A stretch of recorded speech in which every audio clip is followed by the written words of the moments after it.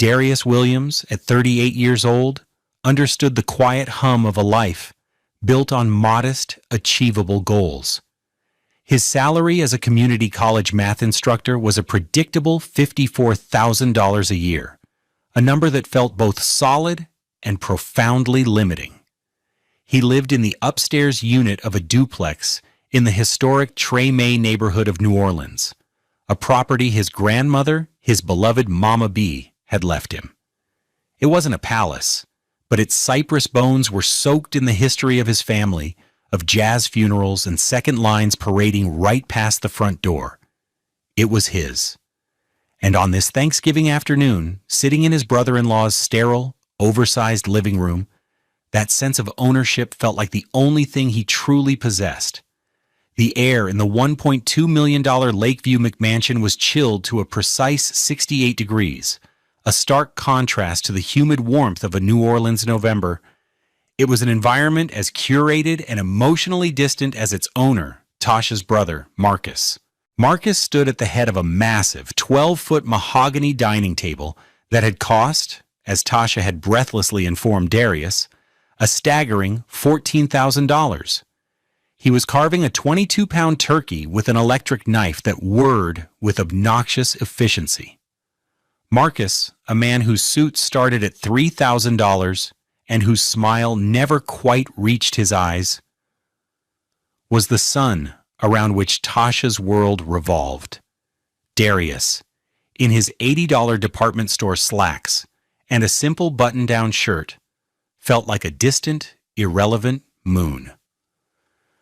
"Another perfect bird, son," Marcus's father said, raising his glass of 20-year-old scotch, a $300 bottle opened for the occasion. Tasha, Darius's wife of 4 years, sat beside him. Her deep brown skin, usually so warm and radiant, seemed to absorb the cold light of the room. She was wearing a silk dress that cost more than Darius's bi-weekly paycheck, a shimmering $2,800 garment that made her look like a stranger. She hadn't looked at him, not really, since they arrived in their 2012 Toyota Camry with 187,000 miles on the odometer, parking it apologetically behind Marcus's gleaming new black Porsche Cayenne, a $90,000 monument to his success in commercial real estate. The table was laden with food, but an unspoken tension soured the air. It was a familiar feeling, the annual gathering where Darius's quiet stability was held up against Marcus's explosive wealth and found wanting. He was used to the subtle digs, the patronizing questions about his little college, the feigned interest in his students. He had learned to swallow it, to retreat into a quiet space in his mind where the geometry of his life made sense, even if no one else saw its elegance. But what came next, he could not swallow. Marcus finished his carving, placing a perfect slice of white meat onto his fiancée's plate. He then held up the platter. "Who wants what?" he boomed, his voice echoing slightly in the cavernous room with its 20-foot ceilings. Tasha sighed, a sound so full of theatrical despair that it commanded the attention of the entire table. She stared at the two men, her husband, the quiet math teacher, and her brother, the conquering hero of finance. The silence stretched. Then she turned her gaze not to Darius, but to her mother, seated across the table. Her voice, when it came, was clear, cold, and carried the deliberate weight of a wrecking ball. "You know, Mama," Tasha said, a bitter little smile playing on her lips. "Sometimes I think I should have married your brother." She didn't say which brother. She didn't have to. Every eye at the table, all 12 of them, flickered from Marcus's triumphant smirk to Darius's stunned face. The words hung in the refrigerated air, brutal and absolute. Wrong brother, wrong life, wrong everything. It wasn't just an insult. It was a public declaration of his inadequacy, a final verdict on their marriage, delivered in front of the two families. Darius felt the blood drain from his face. The whir of the electric knife had stopped, but a high-pitched ringing started in his ears. He looked at Tasha, his wife, and saw only a stranger who had just gutted him in the heart of her family's palace. He had no idea, in that moment of profound humiliation, that this was not the deepest betrayal she was capable of. He had no idea what was coming. Have you ever been made to feel small by someone who was supposed to love you the most? Tell us your story in the comments below, because sharing can be the first step toward reclaiming your power. The marriage hadn't always been a stage for public humiliation. In the beginning, there was a facade of domestic normalcy, a carefully constructed play where they were just a regular couple building a life. But even then, the cracks were there. Tiny fissures of financial resentment that Darius had tried his best to ignore. He remembered the day they went shopping for a sofa, about 6 months after their wedding. They had walked into a high-end furniture store in the warehouse district, a place that smelled of expensive leather and polished wood. Tasha had fallen in love with a sprawling, cloud-like sectional sofa in a shade of cream that seemed destined for stains. It was a piece from Restoration Hardware, and its price tag read $5,250. "Isn't it perfect, baby?" she had whispered, running her hand over the luxurious fabric. "Can you just imagine it in the living room? It would change everything." Darius did the math in his head. $5,250 was nearly 3 of his monthly paychecks. It was an impossible sum. "Tasha, it's beautiful, but we can't afford this," he said gently, his voice low so the salesperson hovering nearby wouldn't hear. "That's more than my emergency fund." Her face fell. The light in her eyes, which had been sparkling with desire, flickered out. "But Marcus just bought a whole living room set for 20 grand, she muttered, the comparison slipping out as naturally as a breath. He didn't even blink. "We're not Marcus, Tasha," Darius had replied, the words feeling tired even then. They ended up at a more modest furniture store on the West Bank, buying a perfectly nice, sturdy gray sofa for $1,200. Darius paid for it with his credit card, planning to pay it off over the next 6 months. As the delivery men set it up in their living room, the upstairs unit of his duplex, with its charming but slightly uneven wood floors, he tried to feel a sense of accomplishment. They had a new sofa. They were making a home. But Tasha looked at the $1,200 sofa with a quiet, simmering disappointment. To her, it wasn't a symbol of their shared effort. It was a monument to their limitations. It was a constant, plush, gray reminder that she had settled. He would often find her scrolling through Marcus's social media feed on her $1,100 iPhone, her face illuminated by pictures of his brother's latest acquisition, a boat, a trip to Bali, a new watch that cost more than their Camry. The silence in the room would be thick with her unspoken dissatisfaction. Their home in the Treme was a place of deep meaning for Darius. He'd grown up visiting his Mama B there, listening to her stories of the neighborhood, of the musicians and artists who had lived on their street. The house itself was a classic shotgun duplex, long and narrow. The downstairs unit had been vacant since his grandmother passed, a space filled with dusty furniture and memories. He and Tasha lived upstairs, in a 2-bedroom unit he'd lovingly repainted himself. He'd spent weekends refinishing the original heart pine floors, his hands sore, but his heart full. He saw the house not as an asset to be leveraged, but as a legacy to be cherished. Tasha saw it as a prison. "This place is so small," she'd complain, standing by the window that overlooked the vibrant, sometimes noisy street. "And it's old. I heard the floorboards creak again last night. Why don't we sell it? We could get a good price, maybe $500,000. We could use that for a down payment on a real house, in Lakeview, or even Metairie." "This is a real house, Tasha," Darius would say, looking up from his laptop where he was preparing lesson plans for his algebra students. He'd sit at their small, $200 IKEA dining table, the only one that would fit in the space. My grandmother left it to me. It's paid off. We live here for free, other than taxes and insurance. Do you have any idea what a gift that is? It's not a gift if it's holding us back, she'd snap. Her words were sharp, designed to cut. She saw his sentimentality as a weakness, a character flaw that was costing her the life she believed she deserved, the life her brother had.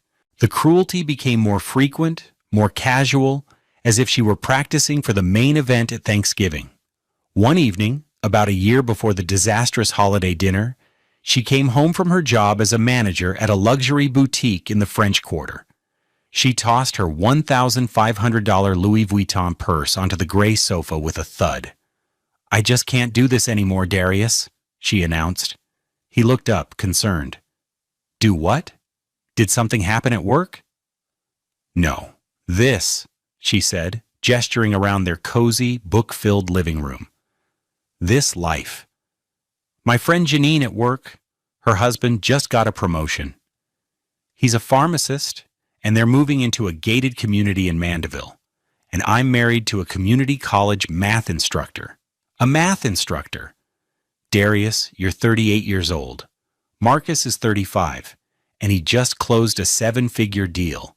He's flying his fiancée to Paris for her birthday next month. On a private jet." "Good for him," Darius said, his voice flat. He refused to be drawn into the comparison game. "I'm proud of my job. I help people who are trying to get a better life, people who didn't have the advantages Marcus had." She laughed, a short, ugly sound. "Oh, please. You're teaching basic fractions to adults for $54,000 a year? You're not changing the world? You're stuck. And you're keeping me stuck with you." Each word was a carefully aimed stone, and they all hit their mark. He felt a familiar, dull ache in his chest. The outrage accumulated in small, painful doses, a slow poisoning of the love he thought they had. He started to see that her love was conditional, its currency measured in square footage and brand names. He was a good man, a kind man, a steady man. But in Tasha's ledger, his goodness was worthless. It couldn't be spent. He had no idea that she had already found a way to cash in on the one valuable thing he possessed, without his knowledge or consent. The foundation of their life together was not just cracked, it was built on a sinkhole of deceit, and it was about to swallow him whole. The pressure began subtly, a few weeks after that Thanksgiving. It started with Marcus. He began visiting the duplex more often, showing up unannounced on Saturday afternoons when Darius was grading papers. He'd walk through the downstairs unit, his expensive Italian leather shoes, a $900 pair of Testonis, scuffing against the dusty floors. "You know, D," he'd say, using a nickname that sounded wrong coming from him. "You're sitting on a gold mine here." He'd tap a wall with his knuckles. "The bones are good. Location is everything in this city, and Treme is hot right now. You could get $500,000 for this place, easy. Maybe more if you fixed it up." Darius would just nod. "I like it the way it is, Marcus. It has history." "History doesn't pay the bills," Marcus would counter with a slick smile. "Assets should be working for you, not just sitting there gathering dust. You gotta think like an investor." He treated Darius not like a brother-in-law, but like a particularly slow client who couldn't grasp the brilliant advice he was offering for free. His suggestions were always criticisms in disguise, each one a small erosion of Darius's authority in his own home. Then Tasha would pick up the thread. Her approach was more emotional, more manipulative. She'd bring it up late at night when he was tired and his defenses were down. "Baby, Marcus has this great idea," she began one evening, curling up next to him on the sofa. She was trying to be affectionate, a tactic she hadn't used in months. "It's for us, for our future." Darius felt a familiar prickle of unease. What idea? He thinks we should add him to the deed on the duplex, she said, her voice a smooth, practiced caress. Just on paper, for tax reasons.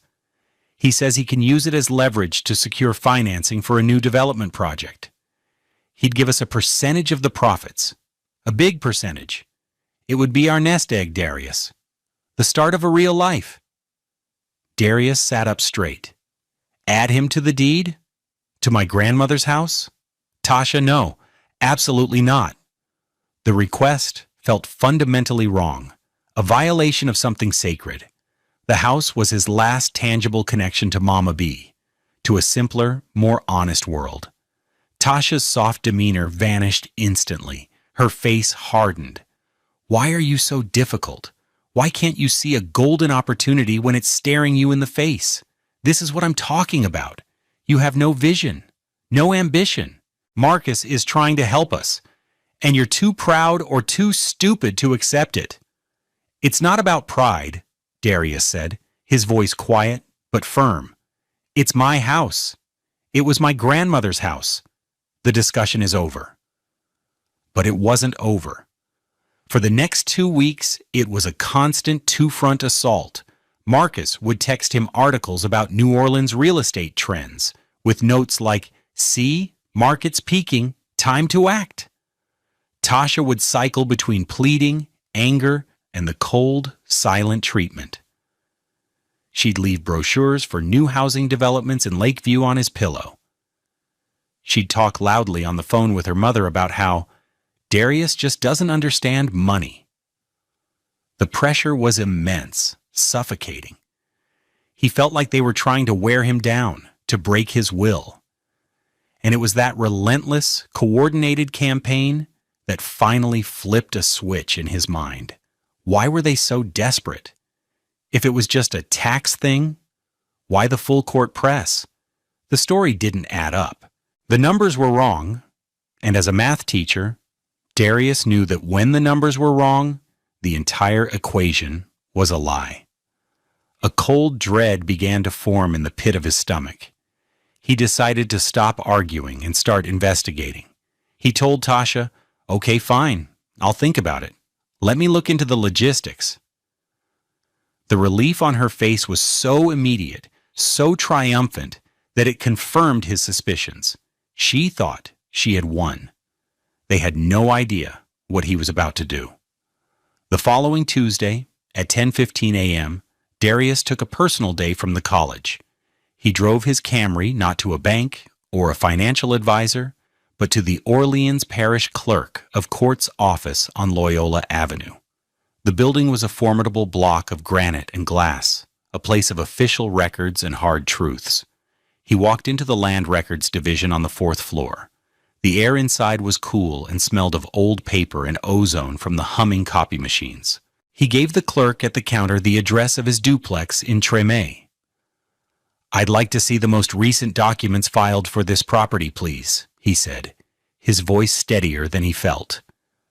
The clerk, a kind-faced woman with intricate braids adorned with small gold beads, typed the address into her computer.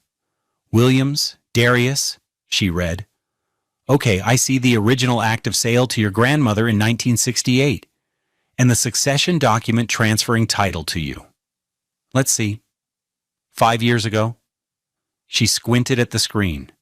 "Oh, and there's a quitclaim deed filed after that." Darius's heart hammered against his ribs. "A quitclaim deed?" "Yes," she said, turning the monitor toward him. "Filed 3 years ago. It looks like you transferred the property to a Marcus Thorne." Tasha's maiden name was Thorne. Marcus Thorne. The room tilted. 3 years ago. That was just 6 months after their wedding. 6 months after the argument about the $5,250 sofa. "Can I see it?" Darius asked, his mouth dry. The clerk printed a copy and handed it to him. He paid the $1 fee with a trembling hand. He stared down at the document. It was a single page.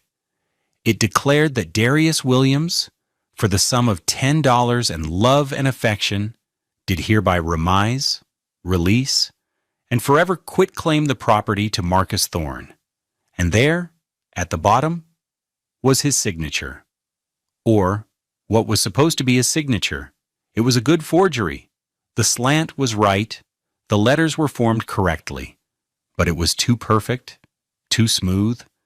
His own signature was always a little bit rushed, the I in Williams barely dotted. This one was meticulously crafted. It was the signature of someone trying to copy his name, not the unconscious scrawl of the man who owned it. Below the signature was a notary stamp and another signature, a name he had never seen before, Julian C. Webb. He felt the floor drop out from under him. The air rushed from his lungs. It wasn't a plan. It wasn't a proposal. It was already done. Years ago. His wife, the woman he had vowed to love and cherish, had conspired with her brother to steal his home, his grandmother's home. The pressure to add Marcus to the deed wasn't about the future. It was about covering up the past. They were trying to get him to knowingly sign onto a fraud they had already committed, legitimizing their theft after the fact. He stood in the middle of the land records office, a $1 piece of paper in his hand that represented the total annihilation of his trust. The casual cruelty, the years of belittling comments, the Thanksgiving insult, it all snapped into focus. It wasn't just dissatisfaction. It was the calculated contempt of a thief for her victim. He walked out of the building into the glaring New Orleans sun, a man who had just discovered he was a ghost in his own life. The drive back to the Treme was a blur. Darius parked the Camry in its usual spot behind the duplex, the engine ticking as it cooled. He sat in the driver's seat for a long time, the forged quit-claim deed lying on the passenger seat like a venomous snake. The initial shock was hardening into something else, something cold and clear. It was the feeling a mathematician gets when, after hours of struggle, the chaotic variables of a complex problem suddenly align, revealing a single, elegant, and devastating solution. The problem was the betrayal. The solution would be justice. He knew one thing with absolute certainty. He could not confront them. Not yet. A confrontation would be emotional, messy. It would give them a chance to lie, to manipulate, to gaslight him. Tasha would cry. Marcus would bluster and threaten. They would destroy the evidence and disappear into the fog of a legal battle he couldn't afford. No. The key to solving this equation was to control the variables. He had to play dumb. He had to become an actor in the final scene of his own marriage. He walked upstairs, his footsteps heavy on the stairs he'd so lovingly refinished. He hid the copy of the deed inside a thick textbook, a copy of Advanced Calculus, 3rd edition. No one would ever look there. That evening, Tasha came home, humming a little tune. She was in a good mood, believing she had finally broken him. She dropped her purse on the sofa, the $1,200 gray sofa that was a constant source of her resentment, and came over to him, draping her arms around his neck. "Hey, baby," she said, her voice sweet as sugar cane. "Did you have a good day?" He had to force himself not to flinch. He turned, summoning a smile that felt like it was cracking his face. "It was fine. Taught a couple of classes." "You?" "Great day," she said. "We got a new shipment of Chanel bags at the store, the $8,000 ones. They're gorgeous." She paused, then looked at him with a hopeful, expectant expression. "So, did you happen to think any more about, you know?" This was it. The first test. He had to lie, and he had to make it believable. He feigned a thoughtful expression, rubbing his chin. "Yeah, I did," he said slowly, as if weighing a difficult decision. "You know, I was thinking, you and Marcus are right. I'm not a money guy. I'm good with numbers, but not this kind of thing, leveraging assets." He used their own jargon, feeding it back to them. "It sounds interesting. I guess I'm just nervous about the process. What are the logistics? Her face lit up with a blinding, triumphant smile. It was the most genuine happiness he had seen from her in years, and it was all because she believed he was surrendering his legacy. The sight of it filled him with an icy calm. "Oh, baby, that's wonderful," she exclaimed, hugging him tightly. He stood stiffly in her embrace, his mind a million miles away. "Don't you worry about a thing. Marcus will handle everything. He's already got a lawyer who can draw up the paperwork. It'll be so easy." He felt a surge of nausea. A lawyer to draw up paperwork for a crime they'd already committed. It was all a show, a puppet theater designed to make him the fool. "Okay," he said, his voice a masterpiece of feigned reluctance. "Yeah. Okay, let's do it." Over the next few weeks, Darius lived a double life. By day, he was the same quiet, dedicated math instructor. He lectured on differential equations and held office hours for struggling students, finding solace in the clean, irrefutable logic of his subject. But in the evenings and on weekends, he was a man gathering evidence, meticulously building a case against his own wife. His first step was to secure his own legal counsel. He didn't want the kind of lawyer Marcus would use, some flashy corporate attorney from a big downtown firm.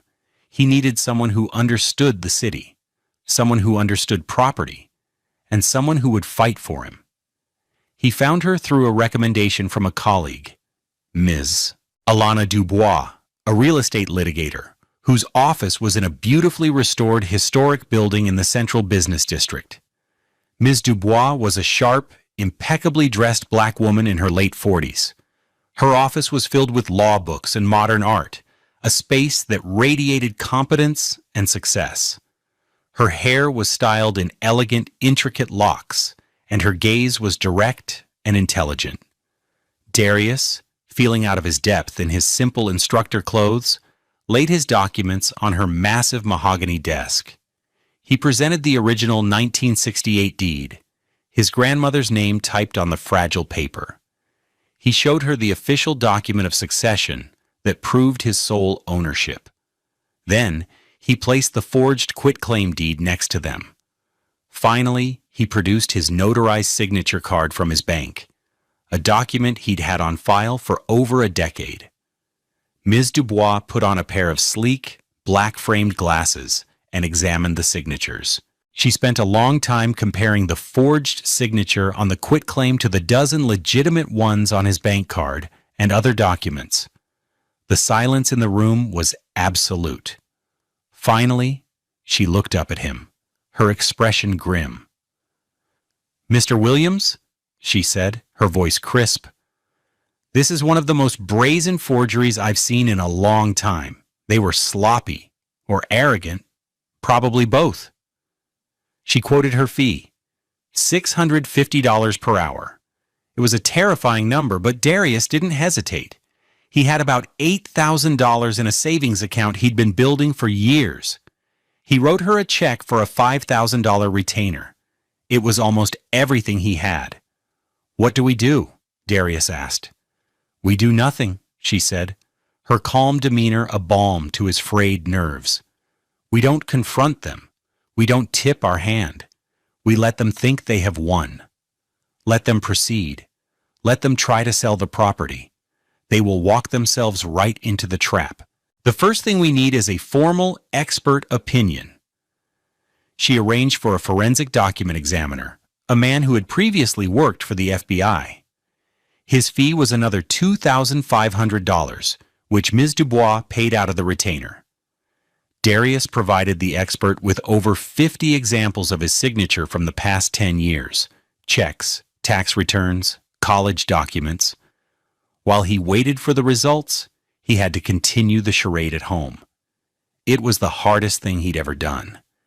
He had to sit on the hated gray sofa next to Tasha and watch television, pretending everything was normal.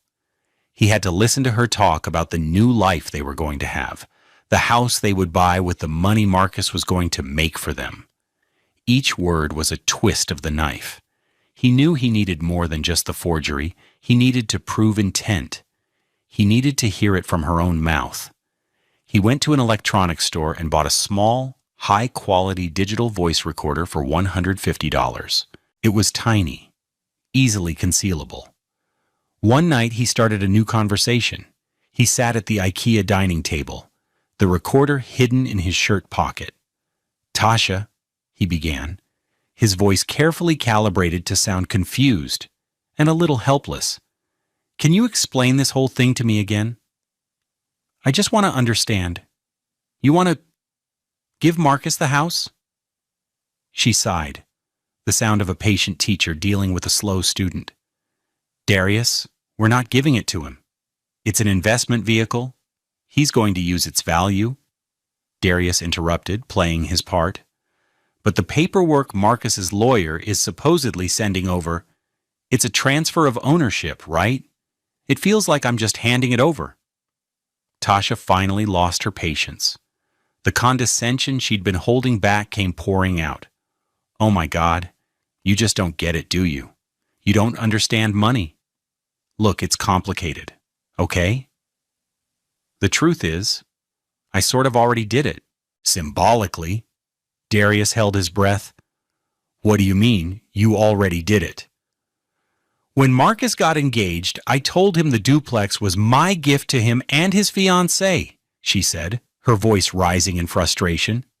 "It was a gesture, a way of showing them that we are a family that supports each other. It was supposed to be a surprise for you, a way for us to finally get ahead by letting him manage our only real asset. I had a document drawn up to make it look official for them. It wasn't supposed to be a real thing until you agreed." It was a waterfall of lies, but embedded within it was the core of the truth she was trying to hide. "I had a document drawn up. The admission was there, recorded in crystal clear audio. He had her." He clicked the save button in his mind. Later that night, when she was asleep, he transferred the audio file to a secure folder on his laptop, naming it equation.mp3. The proof was complete. All he had to do now was wait for them to make their final, fatal move. The call from Ms. Dubois came 2 weeks later. "The report is in, Mr. Williams," she said, her voice devoid of emotion. "It's conclusive. The examiner states with 100% certainty that the signature on the quitclaim deed is a forgery. He identified 27 points of dissimilarity. He's prepared to testify to that in court." Darius felt a wave of grim satisfaction. "So what's next?" "Now we wait for them to list the property for sale," she said. "My contact at the parish assessor's office will flag any activity. Once they have a buyer and a closing date, we act." The wait was agonizing. During this time, the final humiliation occurred. Marcus's fiancée, a woman named Chloe, who wore her wealth like a suit of armor, decided to host an engagement party. It was held at a trendy rooftop bar in the warehouse district that Marcus had partially invested in. The bill for the party alone, Darius overheard someone say, was over $30,000. Darius and Tasha arrived, and he was once again forced to endure the stark contrast between his world and theirs. He wore his one good suit, a simple navy blue one that had cost him $400. Marcus was in a custom-tailored Tom Ford suit that probably cost $8,000. Tasha, again, was dressed in a designer gown, a shimmering, backless number that clung to her like a second skin. She left his side the moment they arrived, melting into the crowd of beautiful, wealthy people. Darius stood alone by the bar, nursing a club soda. He watched his wife laugh and flirt, the life of the party. She was in her element, a world away from their small apartment and his $54,000 salary. Later in the evening, Marcus stood on a small stage to give a toast. He raised a glass of champagne, the bubbles catching the light. "I want to thank you all for coming," he began, his voice smooth and confident. "And I especially want to thank my beautiful fiancée, Chloe. But there's one other person I have to thank tonight. My sister, Tasha." He turned and beamed at her. Tasha, standing near the stage, preened under the attention. My sister has always believed in me, Marcus continued, his voice ringing with false sincerity.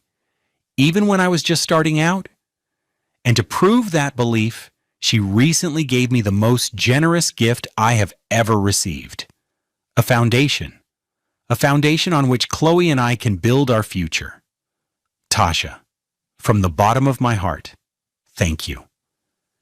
He winked at her, a small conspiratorial gesture that no one else would understand. But Darius understood. He was talking about the duplex, his grandmother's home, and he was toasting the theft in a room full of people, with Darius standing right there. The crowd applauded politely. Tasha's eyes glistened with tears of joy. Darius had to clap along, his hands feeling like lead. The sound of his own applause was the most sickening sound he had ever heard. It was the sound of his own erasure. That night, something inside him broke for good. The part of him that still held a flicker of hope, a microscopic ember of the love he once felt, was finally extinguished. All that remained was the cold, hard certainty of his plan. He was no longer a victim. He was a strategist. A week later, the trap was sprung. Darius came home to find Tasha practically vibrating with excitement. "It's happening! It's happening!" she squealed, grabbing his hands. "Marcus got an offer on the duplex. A cash offer. Can you believe it?" "Wow," Darius said, his face a carefully constructed mask of surprise. "That was fast. How much?" $620,000, she said, the number tumbling from her lips like a jackpot. $620,000. Darius, do you know what this means? We can finally get out of here. We can buy a real house. Marcus said our cut will be over 200 grand. He knew their cut was just another lie, a carrot dangled to keep him compliant. But he played along. That's amazing, Tasha. "So we're on board, right? You're good with this?" she asked, her eyes searching his for any sign of hesitation. He looked at her, at the woman who had shared his bed for 4 years, the woman who had stolen his birthright and celebrated the theft in public. He thought of his grandmother. He thought of the quiet dignity of his life that she so openly despised. "Yes, Tasha," he said, his voice perfectly even. "I'm on board. You guys were right all along. I'm not good with this stuff. You and Marcus should handle it." The relief that washed over her was absolute. She hugged him, burying her face in his chest. "Thank you, thank you, thank you," she whispered. "You won't regret this." He stood perfectly still, his arms limp at his sides. "Oh, I know I won't," he thought, "but you will." He had just given them the green light. He had just armed the bomb. And now, all he had to do was wait for the closing date, the day the entire fraudulent world they had built would detonate. The call came from Ms. Dubois on a Monday morning. "We have a date and time," she said. "Friday at 2:00 p.m. Title guarantee services, 71st floor of the Hancock Whitney Center on Poydras Street. The buyer is a shell corporation from out of state. Cash deal. They're trying to move fast and clean." "What do I need to do?" Darius asked, his heart starting to beat a steady, powerful rhythm. It wasn't anxiety, it was anticipation. "Just be ready. I've already spoken with the sheriff's office. They will have 2 deputies from the Economic Crimes Unit meet us in the lobby at 1:45. Wear a suit. Look the part of the man they wronged." The next few days were the longest of Darius's life. He continued his performance, playing the role of the clueless husband about to be rich. Tasha was giddy, spending hours online, looking at multi-million-dollar homes in the Garden District in Audubon. She talked about the cars they would buy, the vacations they would take. She was living in a fantasy, and Darius was the silent architect of its impending collapse. He packed a small bag with a change of clothes and some essentials, leaving it in the trunk of his Camry. He knew he would not be sleeping in that apartment again. Friday arrived, a bright, sunny New Orleans day. The kind of day that usually filled Darius with a sense of peace. Today, it felt like a spotlight, illuminating the stage for the final act. At noon, he left the college, telling his department head he had a family emergency. He drove home and changed into the navy blue suit he'd bought for $400. He looked at himself in the mirror.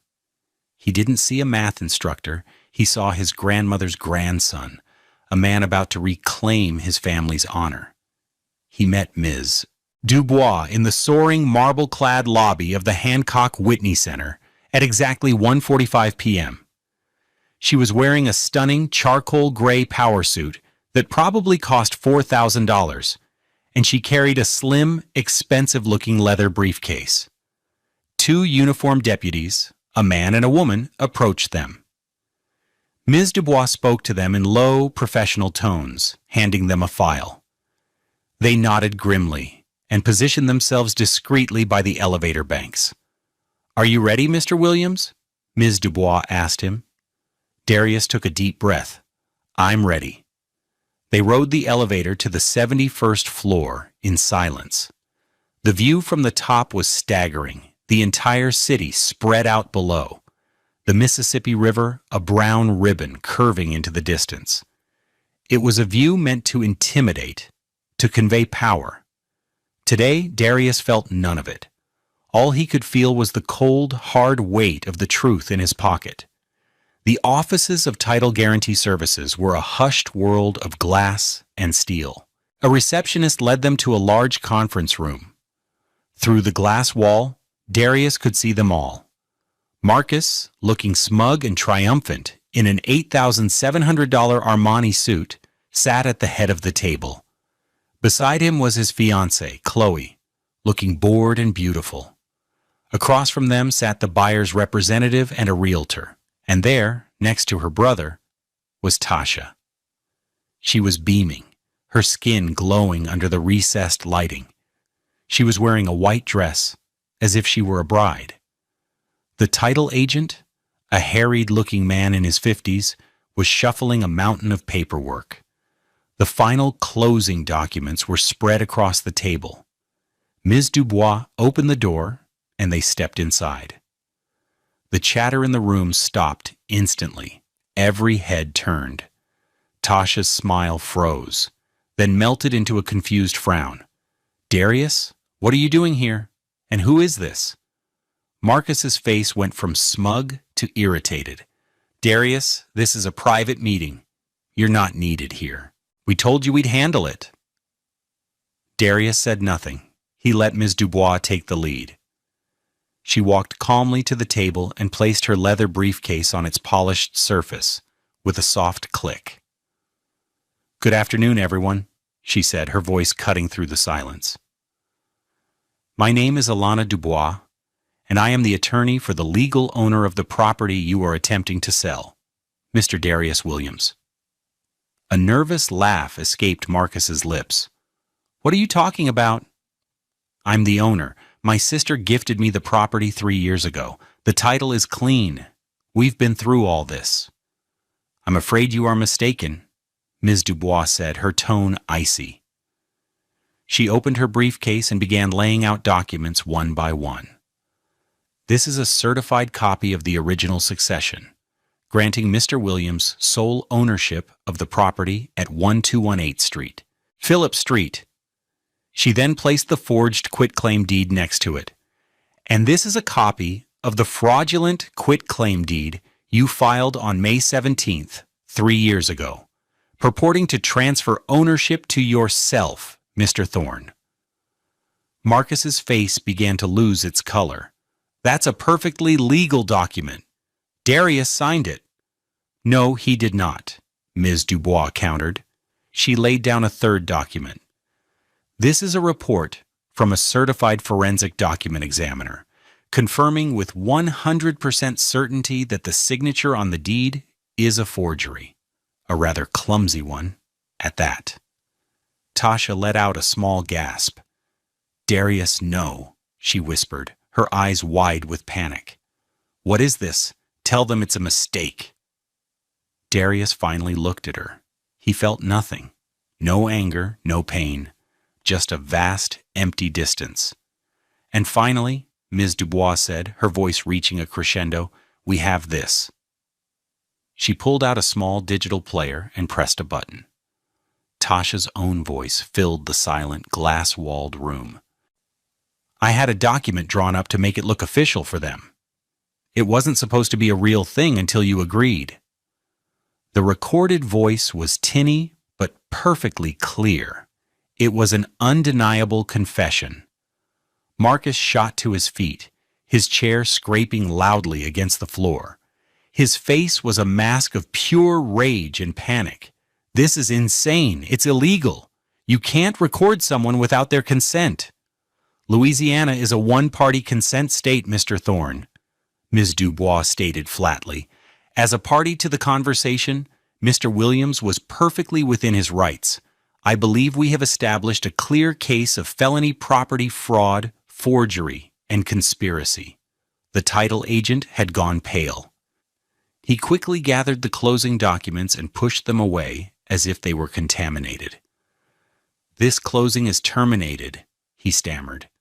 The buyer's representative and the realtor stood up and walked briskly out of the room without a word. It was then that the conference room door opened again. The two sheriff's deputies stepped inside. The sight of the uniforms shattered Marcus's bluster. The rage on his face collapsed into raw fear.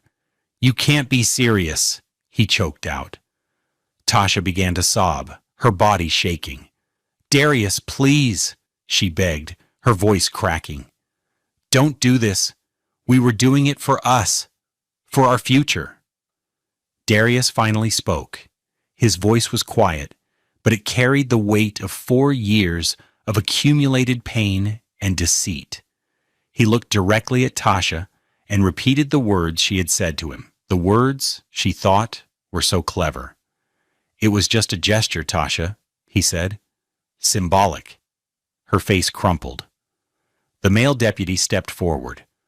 "Marcus Thorne," he said, his voice official and final, "you are under arrest for suspicion of felony fraud and forgery. You have the right to remain silent." As the deputy cuffed her brother, Tasha lunged toward Darius, grabbing his arm. "Please, baby, don't let them do this. I love you. We can fix this." Darius pulled his arm away from her grasp, gently but firmly. He looked at the woman he had once loved, her expensive white dress now looking cheap and pathetic, her face streaked with tears and mascara. He looked at her, and for the first time in years, he felt truly free. He turned his back on her, on the wreckage of their life, and walked out of the room with Ms. Dubois, not looking back. The sound of Tasha's hysterical sobbing echoed behind him, but it was just noise now, the meaningless static of a life he was leaving behind, forever. The collapse was not a single event, but a cascade of consequences, each one a direct and logical result of the choices Tasha and Marcus had made. The justice Darius had sought was not emotional or vengeful, it was procedural, a series of dominoes falling with grim, mathematical precision. The first and most dramatic domino was Marcus. His arrest at the closing in a prestigious downtown law office was a spectacle. News of a prominent young real estate developer being led away in handcuffs for fraud spread through the city's tight-knit business community like wildfire. The story ran in the business section of the Times-Picayune, complete with a mugshot that showed Marcus looking stripped of all his arrogance, his expensive suit rumpled, his face pale and terrified. His firm, a high-powered commercial real estate brokerage, fired him within 24 hours, citing a morals and ethics clause in his $900,000 a year contract. The spectacular downfall of their rising star was a liability they couldn't afford. His fiancée, Chloe, who had witnessed the entire implosion, broke their engagement the next day via text message. The $45,000 cushion-cut diamond ring was returned to him by courier.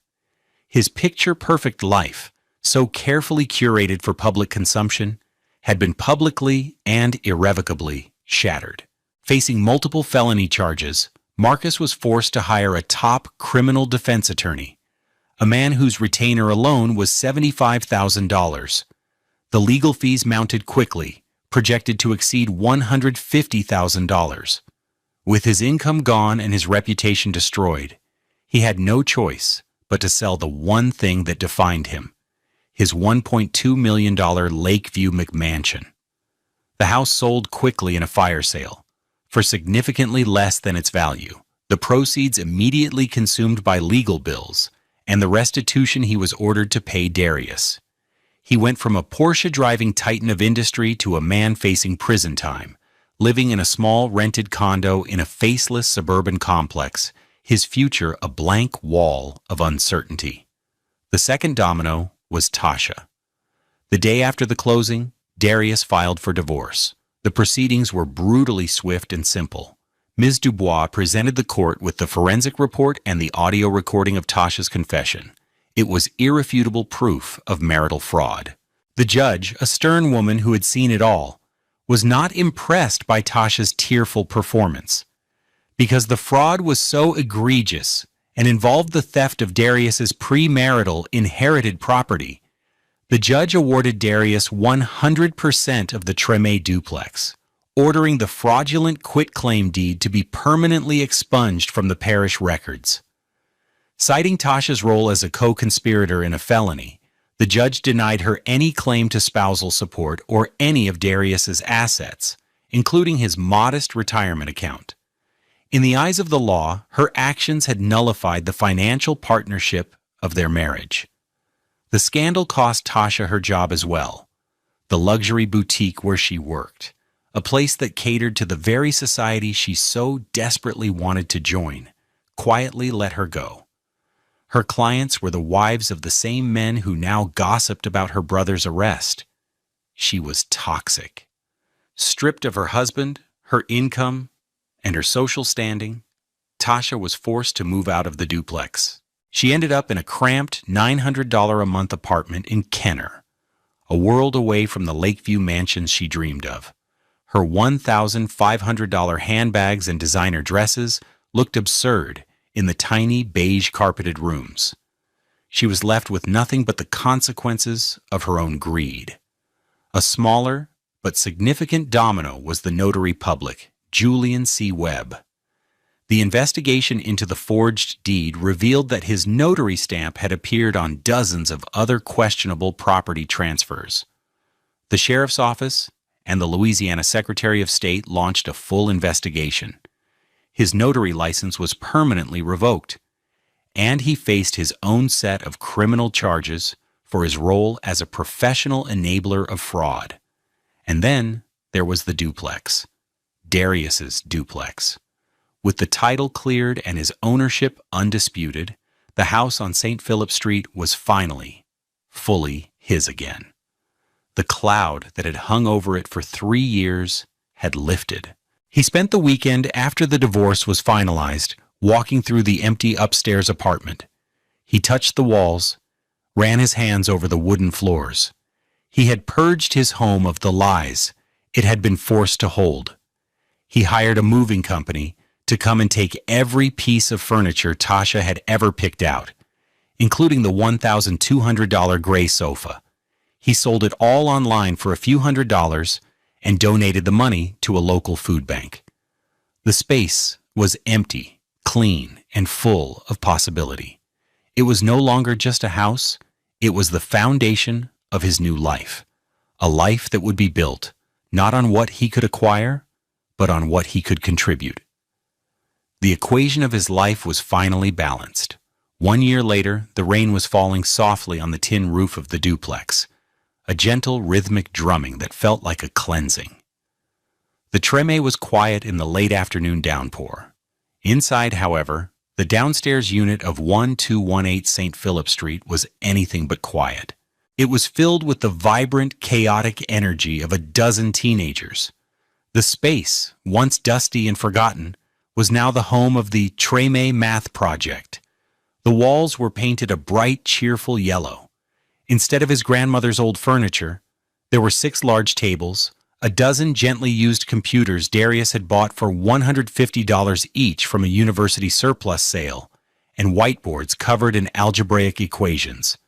3 afternoons a week, Darius opened his doors and offered free SAT and ACT prep, along with general math tutoring, to any teenager in the neighborhood who wanted it. Darius stood by a whiteboard, explaining the properties of a parabola to a small group of kids. He was wearing a simple polo shirt and jeans. He felt a sense of purpose that his old life, with its constant striving emptiness, had never offered. This was real. This was meaningful. His $54,000 salary hadn't changed, but he had never felt richer. A young woman named Imani, a brilliant high school senior with bright eyes and hair in beautiful, intricate cornrows, came up to him, holding a piece of paper. Her hands were trembling slightly. "Mr. D," she said, her voice a hushed whisper of awe. "I got it." She handed him the paper. It was an official acceptance letter to Howard University, her dream school. It included a substantial academic scholarship. Darius's eyes scanned the page, and a huge grin broke out across his face. "Imani, this is incredible," he said, his voice full of genuine pride. He gave her a big hug, and the other kids in the room erupted in applause. "I knew you could do it. I knew it." "I couldn't have done it without you," she said, her eyes welling up.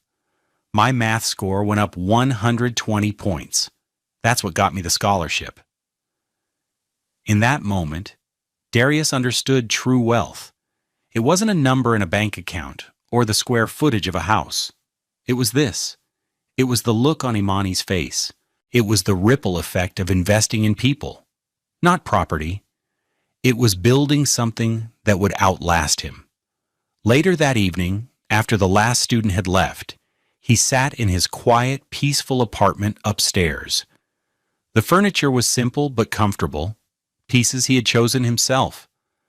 A sturdy wooden dining table he'd bought from a local craftsman for $800, a comfortable leather armchair that cost $950 where he read in the evenings. His life was his own. There was a drawing pinned to the corkboard in his small kitchen. Imani had given it to him a few weeks ago. It was a picture of him, drawn in crayon, standing in front of a whiteboard. He was smiling. She had carefully drawn his short, neat locks and his deep brown skin, a shade she had labeled Mr. D's color.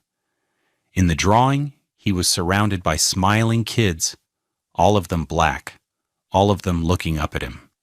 At the bottom, in big, bubbly letters, she had written, "Thanks, Mr. D. You showed us the math adds up." He thought of Tasha and Marcus. He had heard through the grapevine that Marcus had taken a plea deal and was serving an 18-month sentence in a low-security facility. Tasha was working as a waitress at a chain restaurant near the airport, her dreams of a Lakeview life reduced to clearing tables for tips. He felt no anger toward them anymore, only a distant pity. They had been trapped in a flawed equation, always trying to add things, money, status, possessions, to solve for happiness. They never understood that happiness isn't something you add. It's what remains after you've subtracted everything that doesn't matter. There's a profound strength in knowing your own value when the world, and even the people closest to you, try to tell you you're worthless. True wealth isn't about the assets you can leverage. It's about the legacy you build in the lives of others. It's about finding the quiet, elegant solution to the problem of how to live a good life. For Darius, the answer was simple. You give what you have. You teach what you know. You build up your community, one student, one equation at a time.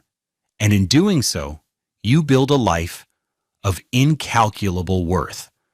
Have you ever turned a painful experience into something positive for yourself or your community?